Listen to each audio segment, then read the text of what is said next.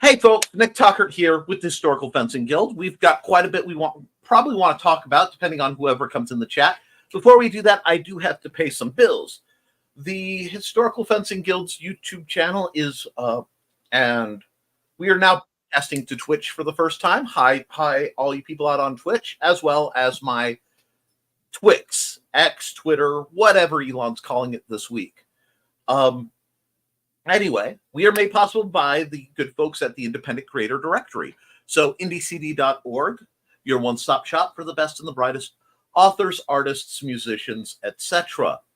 Part of the slight change in color format, I'm still working on the adjustment. We just made some background jumps. We're also made possible by sales of the Simple Sword, the Fighting Axe, and the Simple Spear, all part of my ongoing series of Western arts manuals designed to help you go from having never handled a sword to being able to teach those skills to others. And of course, my amazing Patreon folks, who that link did not get ported over. I knew I was missing one of them. At patreon.com/Nicholas Tucker, which should be rolling across here. These fine erstwhile people have been consistently able to keep me funded with a little bit so I can afford to buy the low cost trainers and review them, and then as needed, outfit the students a bit. So I appreciate that. I couldn't do what I do. And they're scrolling across the bottom. That's Off in the Woods, Frog G, Ronald Rain. Don't get that confused. That's Bladed Thesis. He's in the chat most likely. Brian K. Morris, who I need to call. Cindy Kep, and the OG, the original gangster who's had my back since high school, Mr. Steve Augusto. These people donate as little as $1 a month to help me keep the lights on. Again, maintain the list field and get gear to make things better. We are working towards some new stuff. I am excited.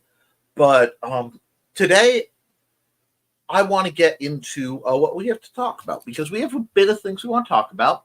And there were some requests, and we may end up having to get out the digital whiteboard and work through some concepts, if that is people's jam.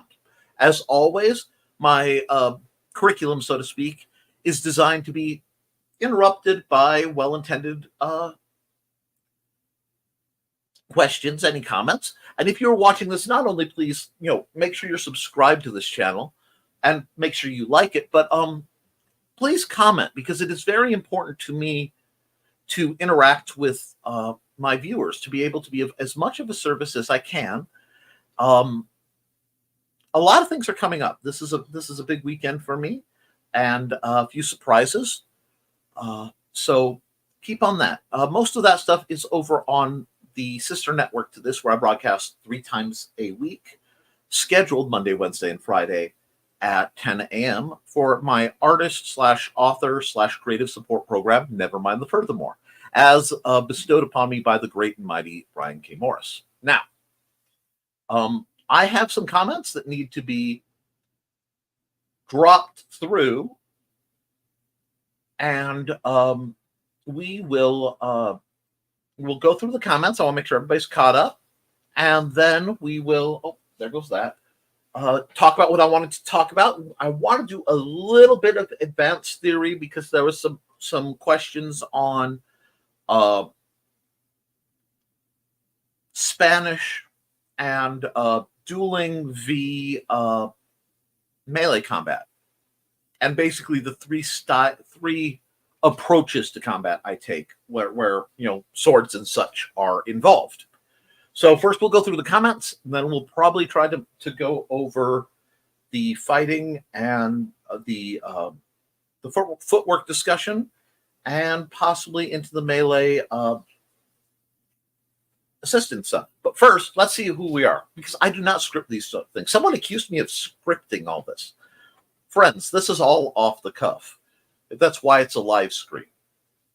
Live stream. Live stream? There we go. I can speak the English language.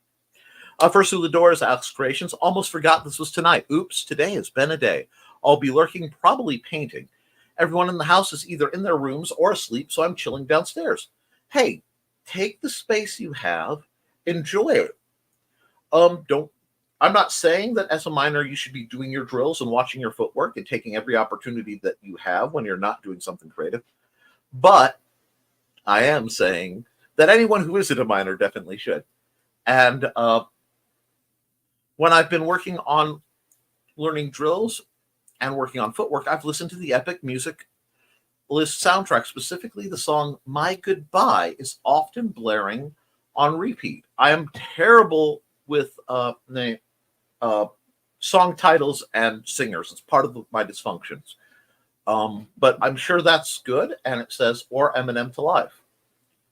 And depending on your music preferences, I can suggest some good stuff to drill to. And sure, Thesis. And hi, Thesis. Great to hear from you. Doing great things on your channel. It should be a very interesting, if spicy, content coming up. I am intrigued. Sadly, I will be out of town again for that broadcast. Avenged Sevenfold, Nightmare Sleep Theory, Fallout. Okay. All of those are good. Metallica 1. And here I am. Anything by Poets of the Fall, but especially Late Goodbye or War. What you want, it depends what kind of drilling you're doing. So we'll get into this because the front of the music, this is going to sound odd, and it's going to be in Nicky's, so I apologize, is not as important as the back of the music. Well, what do I mean? You need something that fits a decent tempo that you can maintain. So if you're going to do the soundtrack thing, it's a great method. But what you want to do to build stamina, especially, is you want to do many sets of lower level aggression. Yeah, the rhythm, the beat. So what you want while you are drilling, you want to make sure that your music is going to allow you to build up slowly and then peak, and you want to get an oscilloscope waveform. Okay? So you're going to have something very driving. Okay, you start with something that gets you in the right mentality. And that's not going to be the same for everybody. But, there are a lot of instrumental pieces. I like instrumental. I like lo-fi, cyberpunk style musics. Oh, God. It's going to come to me later. A bit electronica is good. I don't like a lot of words when I am doing personally my drills. I do like, because what you're going to do is you're going to do a few reps. So if you're going through all the 8 of the 9 guards that you drill actively as arm work, for example, you want something, you set a number. I don't expect you to be insane like me. I do 20 of each I can't go to bed until I've done double-armed 20 of each. So you want to kind of DJ yourself, and it is really worth taking the time and build up slow. And the trick with slow is you will learn more from the slow. So you want sometimes a rhythm or a beat that will force you to slow down to be moving in tune with it. Because there is speed drilling. And a lot of people go for I want, see?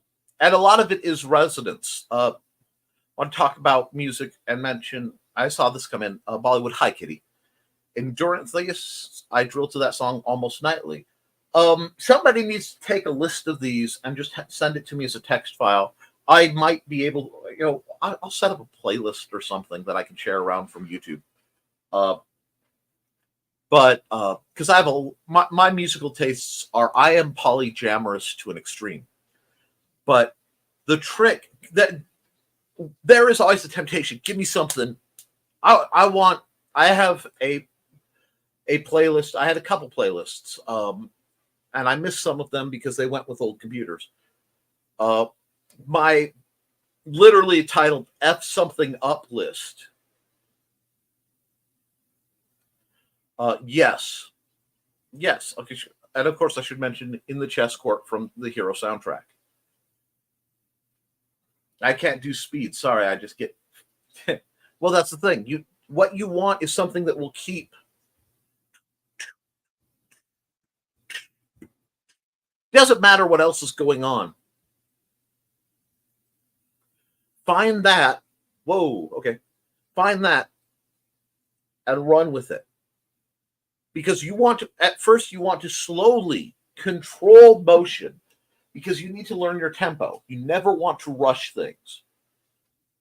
Sure. Thank you, Thesis, on that text off.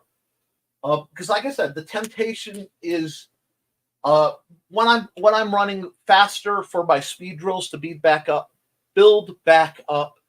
You might get something like The Pretender by Foo Fighters. I like that because that has an ingrained sine wave to it. But there are points in that where you're just going to, right? You're throwing your shots. And see, after you've done your drills, you start doing combo drills where you're teaching yourself, I'm going to throw a shot from second over and then curl into fourth to follow through. We need to, as we progress, we need to start thinking in terms of not throwing a single shot. Parry, riposte is wonderful for strip fencing and is a very distinct rhythm. But for more aggressive styles, you need to have the 1, 2, 3 kind of combo situation. So you need to make sure your music balances like that. But when you are, what I found, I didn't expect it. I had done Tai Chi for a little while. And I really like Tai Chi. I like the way it flows. Simplified gang form. Nothing complex. Nothing ornate like what the lovely Cindy Kep does. But just enough to find the flow. And when I found Parting the Wild Horse's Mane is a sword draw, I started to tinker with it to better fit the motions I do while fencing to see where everything goes. So,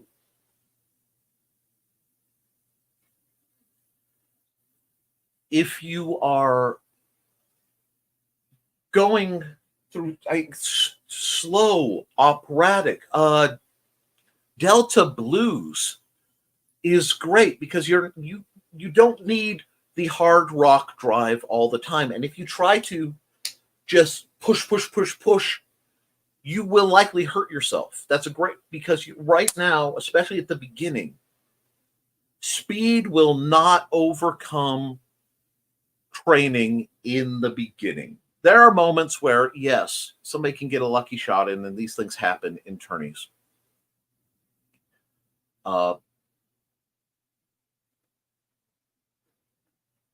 But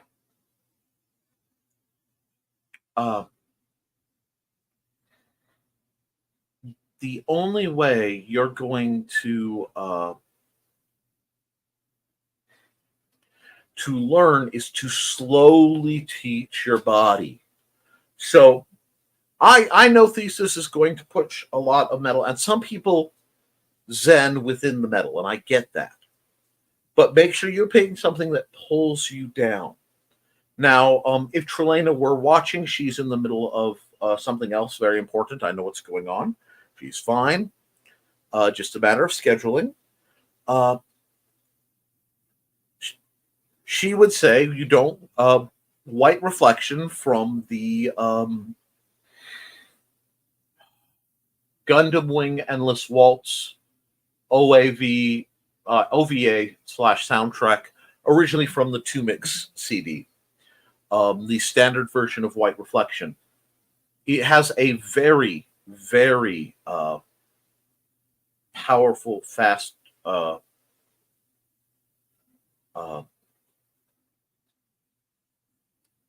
driving beat that's gotten us in a great deal of trouble in the past and is technically basically banned. We are not to listen to that whilst fighting because we get going. But I had a lot of anime background music. A lot of anime fight music will do that. Another great one that I've liked for a long time is found an odd following. I did not expect Poor Man's Poison to become popular, but Hell's Coming With Me is another neat one because it's got a lot of interesting pacing. Another totally different, incredibly, it's by the Dead South.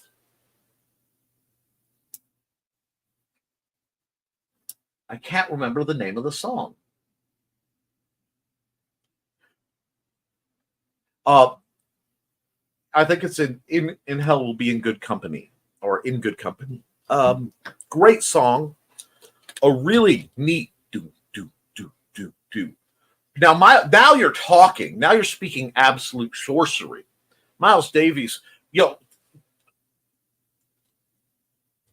trumpet album. Oh my gosh. I want to hug both of you all for bringing up Miles Davis. Miles Davis, was it Blue album?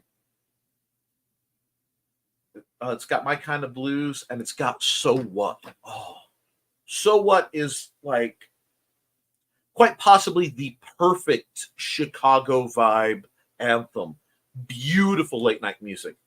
And you have to understand that at the time I was doing a lot of my drills because I was so focused in this very fluid, mellow control. It's why I took up the sword. I was all over this old radio station that used to exist. It doesn't anymore under that, but WNUA 95.5 Smooth Jazz with your host Ramsey Lewis. Oh, Kind of Blue. Yep. And so I love that. I do love Ramsey Lewis. There are a few others. And then, there's some classic rock that I'll listen to. You have to find something that both puts you in a place and will keep you there comfortably. Because in the long term, when you're building up, it's about duration. It's about building your constitution score. And while you're doing that, you're working on your accuracy. You're working on your form. Speed drills have their place. And speed drills are necessary. But when you are, this is going to harken back for some of you, and some of you may not really remember the feeling, but when you are doing the basic drills, and especially your first learning, you're going to be, it is like learning how to draw your letters. So when you first learned basic block printing, and again, those of you who did, learned cursive, what you are looking for is fluidity. Now, one of the great failings of Western martial arts that I have found is its depiction of fighting is very almost staccato.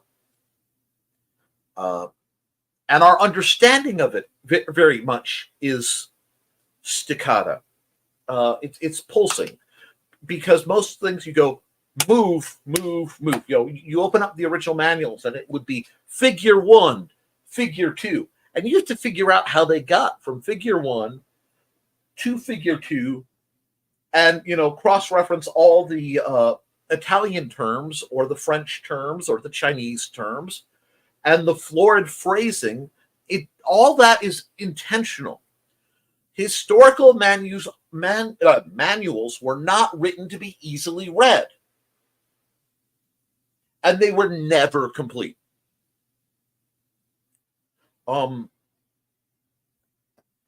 Part of it is essentially the digital rights DRM restriction, digital rights management of the time. If you are a sword master and you want to teach your style to students, well, there are two things that have to happen. One, before you walk onto that field with anybody, into the list with anybody, you have to take a portion of it, and in period, this is not me. This was my original instructor. Part of it gets put aside. That's the part you keep in case you have to use it against them later. I'm serious. And then any written part you put out doesn't have everything. And you do that so people can't just buy the book and learn from it and not need you in person per se. Of course, that is totally different than how I approach things, because I want you to learn the basics as fast as humanly possible so that you'll be educated to look at the basics of, we'll say, related styles and unrelated styles and make it go. But my mission is to try to get sword fighting in the hands of the most people who need it for the lowest cost that I can allow to the broadest market. Because I see my writing of the books as service. So I always gear towards the beginner. And the reason I gear towards the beginner, I know some of the people in the chat will be much more advanced than this. I'm sure some of my beautiful eyeball people watching from points beyond, I should be able to see comments from X. I can't see comments from Twitch. So I apologize on that one. The best way to do it is to follow me on YouTube, but I understand. If we are going, if I'm going to do what I do, it's going to focus on building advancement by lifting the bottom up. And that's different because the vast majority of the manuals are geared towards finding the people who are on the top, and they're pursued with trying to get to the highest peak of the given style. That's not my mission. And this parry's over. Yeah, parry's over. This transition's over. So I guess we're skipping the footwork for now and going into the secondary part. But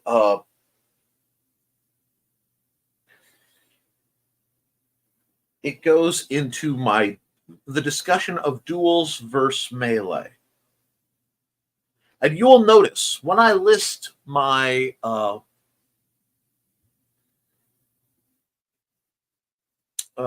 what I do, I'll say I'm a rapierist, I'm a swordsman, I'm a fencer. I'll say, I've dabbled in pick a weapons or style, but you won't hear me say that I am a duelist. And there's a distinct reason for it. I despise it. I despise the whole duel mentality, as it is incredibly wasteful as a concept. Now, I do understand honor, and I understand that there are times where it must be defended. But, good evening, Miss Saren. But I will never... A duel is something that has a lot of artifice to it. It isn't how I think. There's a lot of showmanship in things that don't require it. There's a lot of posturing. And it's a different mentality. My experience with real-life combat, conflict, violence is a good way to put it, has been usually at a mild to tremendous disadvantage, both in numbers and situation. And it's not pretty. Fighting isn't pretty.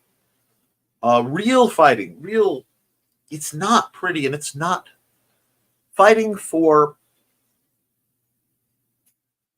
the real stakes aren't pretty.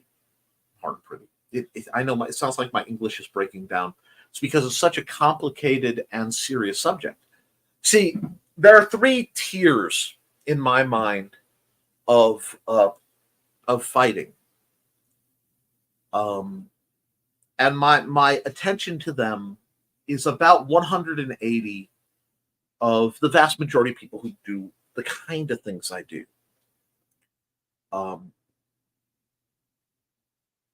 You have fighting for survival, developing the reflexes, strength, and perception to survive.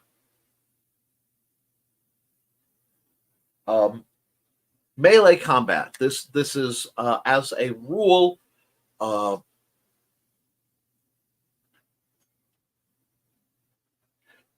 You and hopefully others on your side are against another group. It's still in the realm of a game, but it's not as constricted by a lot of things. I mean, at least once the line breaks. Now, there are great line fighters out there. I am not one of them. I am a fire and forget. You give me a small squad, and we will find our opportunities. And that's fun. That's what I do. It's how I operate. But then you have the duel. And the duel is the most honorable by rules. And my problem is I found in matters of honor and civility, in things like a duel, I tend to be far more honorable and civil than my opponents consistently. And these are people I found that in duels, at least in the SCA front, there are almost always some people who simply lack the personal character, confidence, competence, courage, and again, honor to call shots that hit them, control themselves, and basically behave like an adult. What they want is to use it as a sort of advantage where we're both playing by the rules until they aren't. And while that is appropriate to historical things a bit, and if it were actual survival, it's a whole different ballpark. But simulated honor duel, things like that, that's bad form. And I saw a lot of it enough that it kind of sickened me. Now you put me in a melee and I feel different. It feels much more real to me. And I don't feel as constrained. I like space. I like to move. At least I used to. I need to get that back. And I have about a month of moderate to heavy training to try to do so before our next, we'll say, exhibition. I also have to develop heat tolerance. Yeah, it's going to be a fun month for me. But the problem is training scars that go both ways. So if you do a lot of duels, you will learn a set of manners, a set of conventions and rules. And if you're doing it right, civility. Because just because the action may be barbaric, that's no excuse for us to be in such a setting. And it is good for teaching limited response, as is melee. But in melee, you have more mobility. You're dealing with more people. There's less adherence to extra showmanship. And I have found that the real people, a person's real nature comes out much more in a melee than you ever see in a duel. And then you have a actual encounter, an actual conflict, which is a whole different scenario. And understanding that if you're pulling your punches, essentially, just as a simple term, you're more likely to have training scars all the way up. But if you train solely in combatives, you have a different set of training scars going down. So for my personal view, I believe in focusing on the melee as it is the center of the styles. And melees often can include a duel in that you will be fighting one-on-one with an opponent, maybe. But a duel does not have that need for situational awareness, and I find that dangerous. I find that very, very problematic if you're not careful. Because if you fight too many duels, you stop worrying about the possibility of someone stabbing you in the back. And that should always be a possibility everywhere you go. This is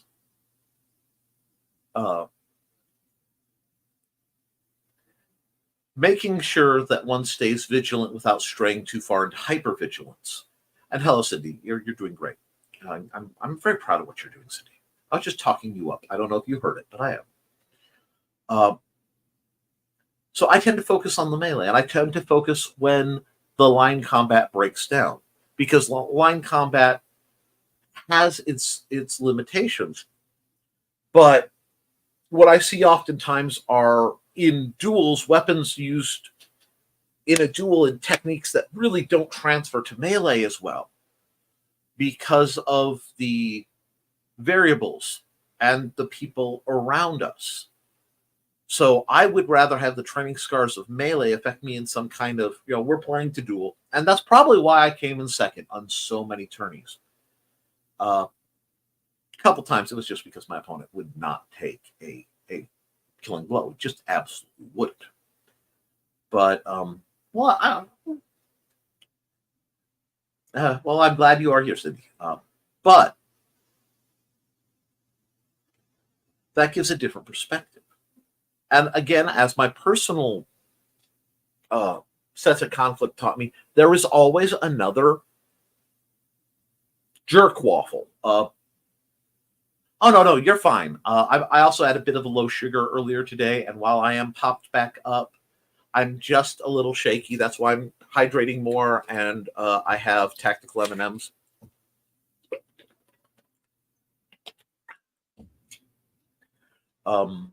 In all honesty, were I anybody else, I would have probably said, guys, I'm not feeling too well, and cut the program.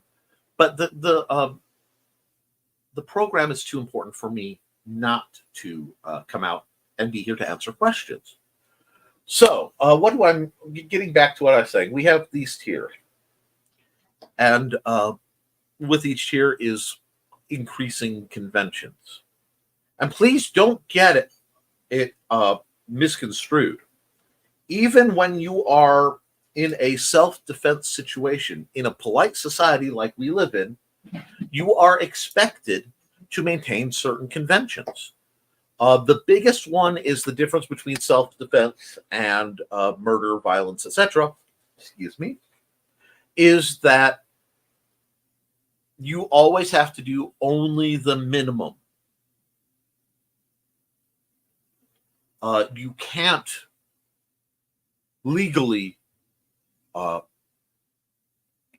enact vengeance.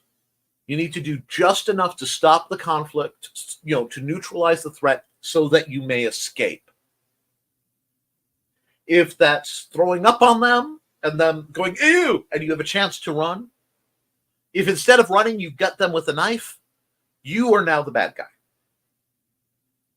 And it's important to keep that kind of line in mind. Because whenever you are dealing with a conflict, your goal should be to neutralize the threat. Your goal, first off, is to negate the threat ever happening. The ultimate war is one where no lives are lost. To paraphrase Sun Tzu. You want to gain your goals, your mission statement, whatever it is, your victory conditions, uh, with as little issue as possible. This is not cowardice, by the way. I'm not saying that one should be afraid of physical conflict. I'm not saying one should do anything for peace. I'm not that good a person. I wish I were. I am a failed pacifist. But we want to do everything we can to mitigate it. And we want to keep this all in our mind, because what we train ourselves to do is how we will react. The reason you do slow motion is you are training the action into your arm. You are training the footwork into your legs. You're training the perception of range into your eyes and mind, so that you're not consciously doing anything. Optimally, when you get engaged in a bout, you should be able to run almost autonomously, which, looking back, I just had a bit of a revelation. As someone with ADD, ADHD, that whole thing, things aren't automatic for me. 1 second.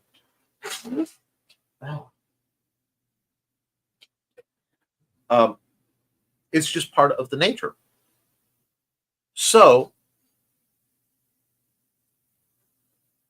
it is very rare for my mind to turn off and me to simply act. I have to think, okay, it's going to bed. I have to stop. I have to consciously brush my teeth, consciously do this, this, and this to get where I need to go. The only time that really turns off for me is in a time of stress and conflict. And that's when my autopilot comes out. Once in a while driving, it'll do it. If I drive a route enough, I'll suddenly have autopilot, which is funny when I'm trying to go somewhere else and I just reflexively take the turn to go into a parking lot. But to do that, it isn't about speed. Speed is about beating your opponent to the contact, and it has its place. But what you need is conductivity. What you need is fluidity, the familiarity. Your body should be so used to it that what given stimuli, it doesn't need to go up to the brain, and like the front of the brain doesn't have to go, okay, I need to do this. Oh, someone is throwing a shot at me. I need to check. Yeah, I think that could, we could be in range. I guess I will parry, void a little bit, and then counter. No. As soon as that sword's where it needs to be, boom, it should be one motion. And you'll notice when I say parry and counter, optimally, you are not parry countering. You are parry and counter. One tempo. That's Fiore. Oh, God, that's Fiore for days. And I can't remember that lady's name, but she had a very distinct accent. So I one tempo. Somewhere there's a guy named Juan Tempo, and I bet he's a devastating fencer. But you start to train. First, you train the letters. It's like learning your scales as a musician. Learning the letters as a writer. Basic shapes as an artist. You flow into that. And then, and only once you have these tools in your box, do you start to build constructions. Maybe not full songs, but riffs, little bits that you like, little, the equivalent of learning to draw the really cool S that we all learned in middle school somewhere, or the people who draw the eyes over and over and over again in their the margins of their notebooks.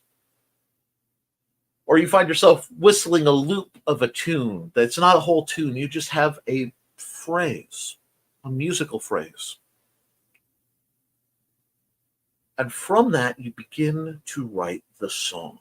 You begin to take the steps and do the dance. And once you are there, you are reacting in time. This is why I love to start with half-speed, slow work. And I tell people, don't speed up. If you've made the mistake at the same speed, try to correct it. Because you will have a speed limit. There is a point where raw speed will fail you because there's always going to be somebody faster. It's like raw strength will fail you.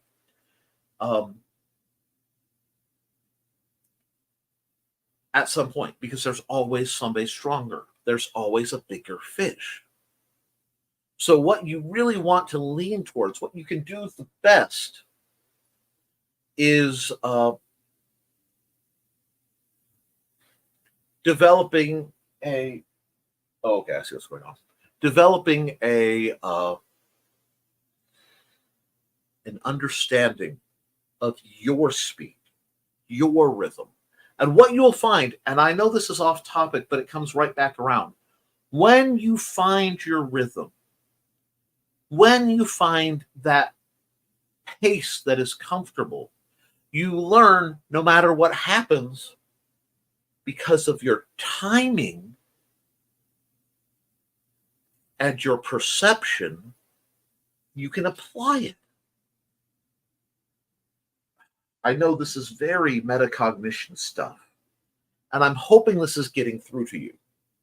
This is very different than what you hear from a lot of fighters, a lot of instructors, and I understand that. But they might be faster than you. That's fine. You will know when they're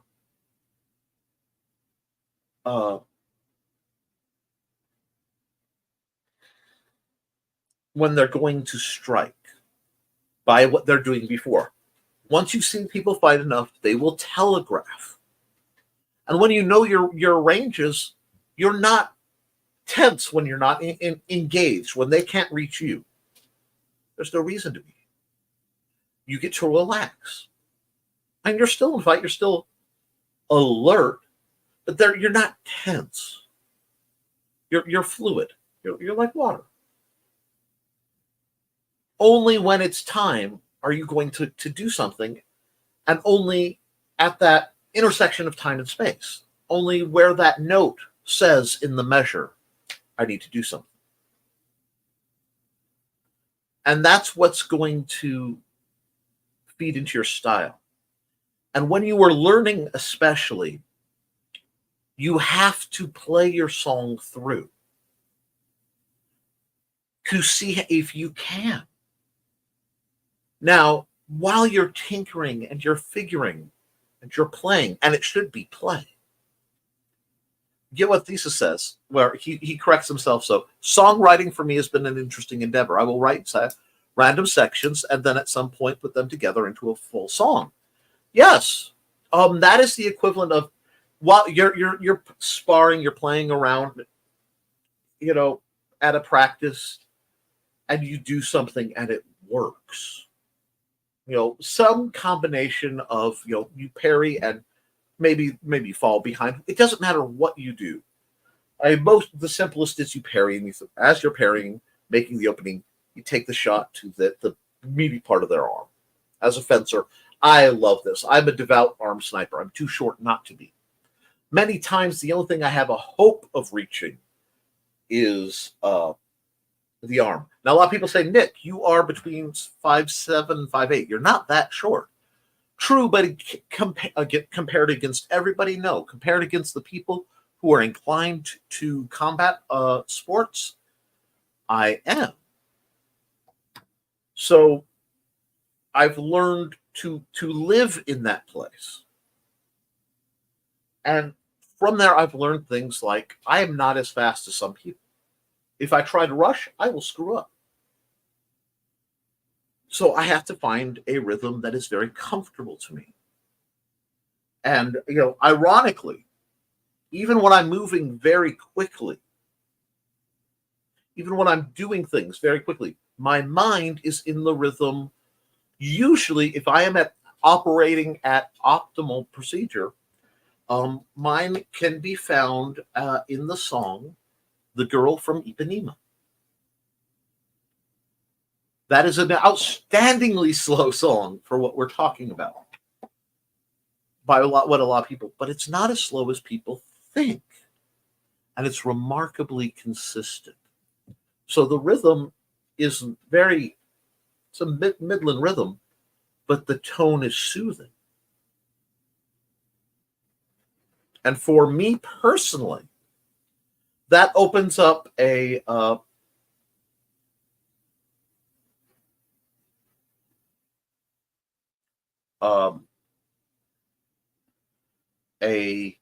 place where I can find a peace when I'm fighting. And hello, Magic Ghost and Owned. Nice to know that you guys are following us.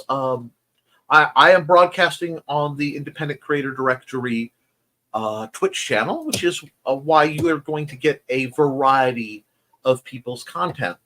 And that's part of how I kind of pay back my lovely sponsorship that they've given me.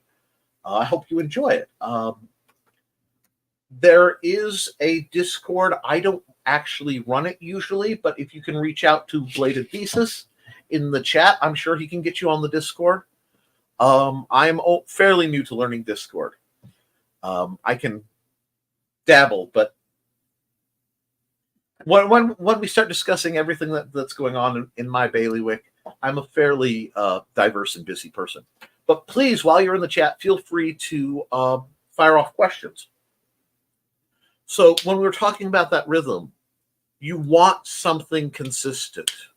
And it's kind of funny. If you want to see a great example, look at the list of songs that people use to perform CPR.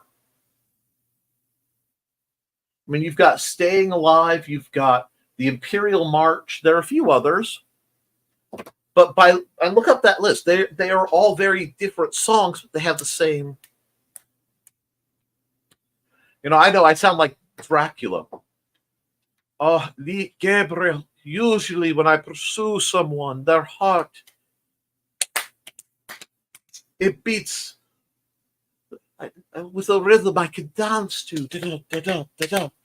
But not you, Gabriel. Yours is slow and controlled. I love that about you, Gabriel. I love Van Helsing. It's a great movie. My point is, you want to find the rhythm that works with you, and I will say you want the rhythm that is the slowest that works with you. And I'm coming to this from, I watch for mastery. I'm not looking for peak performance. My mind isn't wired that way. Because when you're looking at peak performance, you can't see all of it. I love the Olympics. But when you watch like fencing on the Olympics, there is so much tied into what's going on to reach that level in the background preparation that the vast majority of time it's already decided. They don't know, but it's already decided. Nutrition, health, adaptation to atmosphere and elevation. It gets hyper precise. But the trick in that case is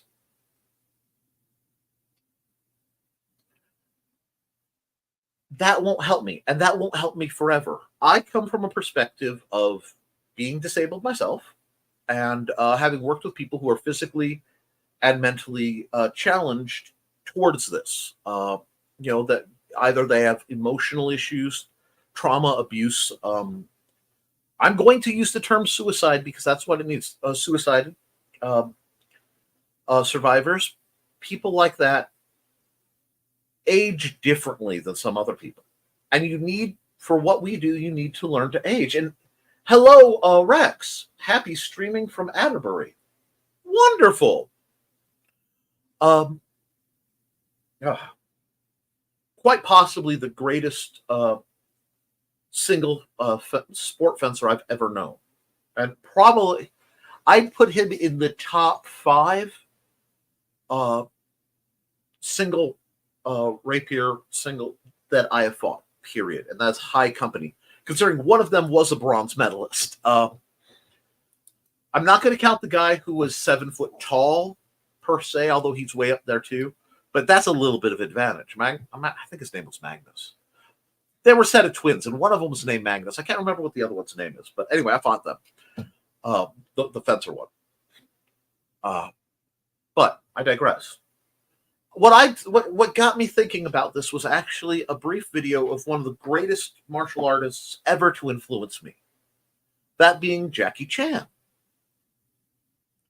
And it was a fairly recent video, and he was demonstrating how to use the wooden dummy to someone else. Very short clip.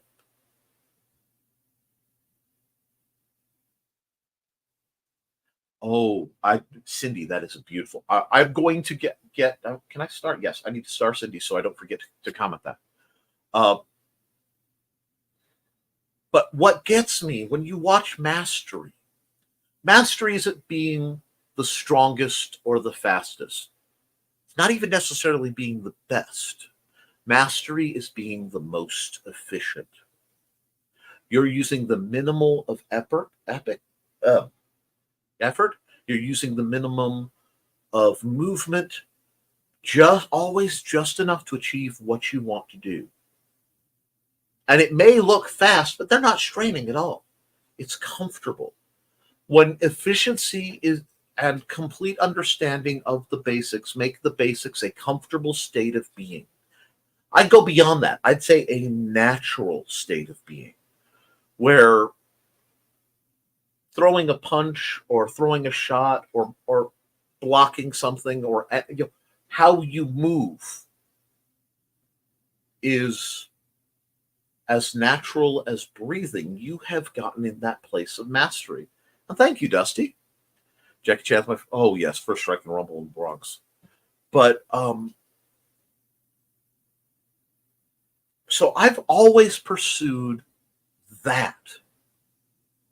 I'm a generalist by heart. I want to be able to make everything go. So I can't allow myself too much elitism. I can't say, oh, that's okay, we'll make it simple. There's a bit of an archery discussion. And Thesis expressed, and quite eloquently, the point that he does not like firearms or I almost said wheel bows. Oh God, compound bows. Because there's too much technical that you could possibly blame. Not, the person. The simpler the system, the more responsibility falls on the person. And I completely respect that.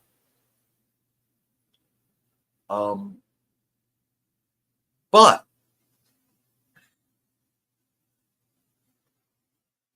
for me, and this is just me, this is not better or worse. This is as different as, I like pineapple on pizza or whatever.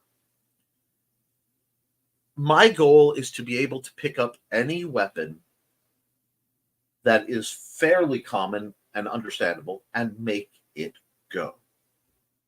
I may have to stop and look at it a little bit, but I want to be able to, is it a longbow? I can make a longbow go. A short bow, a crossbow, crank crossbows, windlass crossbows, auto crossbows. I want to be able to pick it up and still have consistency in what I am doing, consistency in my action, so that I have precision in my results. Because whenever you're learning anything, you want to aim for precision first. Pop note: accuracy and precision. Accuracy is how close you can get to the bullseye. Precision is how close your shots are together. And it doesn't matter what you're doing, whether you're throwing a stab or you're doing a cut or you're firing something. It doesn't matter. The concept is the same. And people chase accuracy but neglect precision. And you can never achieve both without achieving precision first. Because precision is the result of consistency. From that, when you're consistently doing the same thing, only then can you fine tune your action to pull it. For whatever reason, I'm high into the right, pull it down into the left. Being able to move that. And only when you can hit a stationary target can you start to learn how to hit a moving target. This all builds on itself, so it's very vital. Now, Cindy said, preparing for ICMAC, Sifu suggested we do some practicing with background noise of various sorts, shoes, jacket, pants, shirt, sash. We will be wearing it. Yes! Train in what you fight in. I say this all the time. And I'll get to Thesis's counterpoint, which is very good too. But it's a different thing. When you are fighting in a system that has conventions, armor regulations, fighting systems,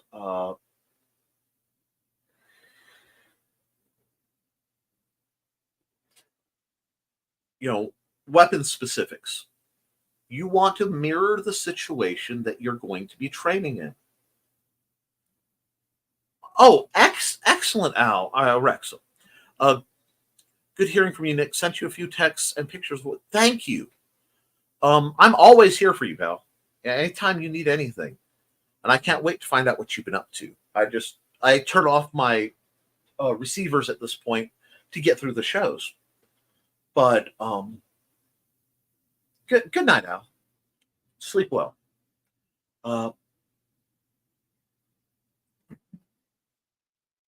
If you are going to be fighting in something, you want to fight in it. Because I will tell you, fighting with a mask is different than fighting without a mask. Fighting with a gorget on, very different. Your clothes may restrict your motions. They may not. So if you're used to your clothes restricting your motion and you're fighting without that restriction, you may overcommit to a shot or undercommit. It's just like what I've said. I was, believe it or not, for all my chunkiness now, when I first started fencing, I was a very slender gentleman. And as I started fighting and doing more, and at the time I was still making money, amongst other things, by splitting wood, I developed a bit more chest than I'd ever had. And I found that I was missing my parries from fourth position, and I couldn't figure why. And it baffled me. And all the guys couldn't figure it out. They're like, we don't get it. And I was watching my form versus one of my female cohorts, and I realized that because I had developed a chest, I had to extend my arm farther to get the elbow to tuck under the chest region to get that shot, or to block that shot more precisely. So I had to look in the mirror. I'm like, okay, first, yay, second, third, and fourth would just crash at this 3.5 line. Great for saber, lousy for rapier. And I did it again. I'm like, why am I catching? And I had to physically understand my body had changed. Knowing your body, you have to know your body, know your health, know what you are wearing. Are your shoes slippery? You want to learn, because how you fight helps. And you put on, this is a great comment. I practice forms in whatever clothes I have. Forms are fine. Push hands because it's uniform in class. The background noise. So what you need to do, Cindy, it's real easy. Go to YouTube and just look for background crowd noise.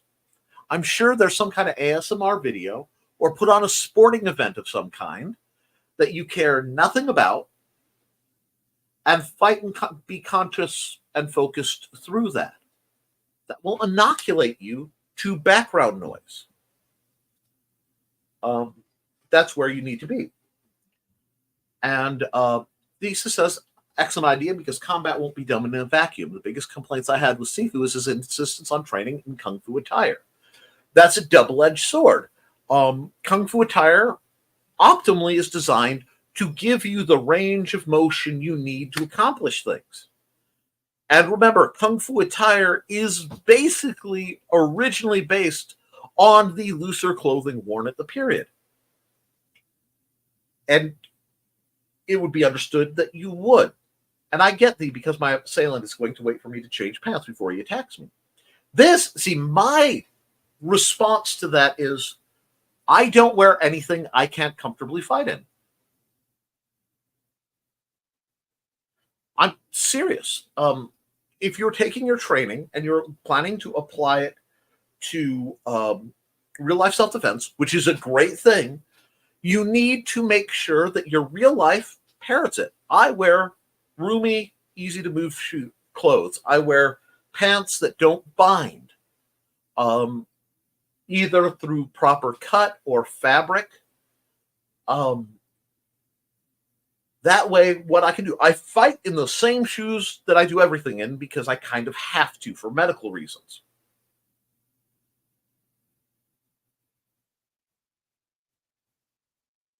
And, okay, good.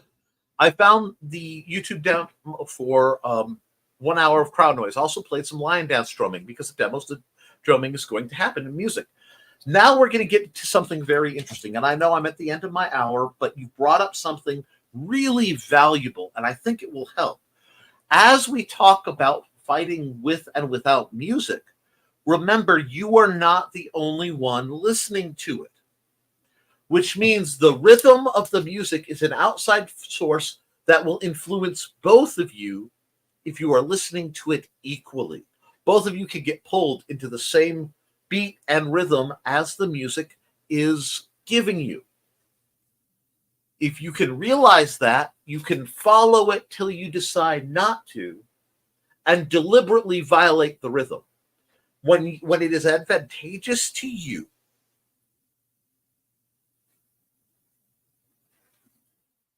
you step off the tone.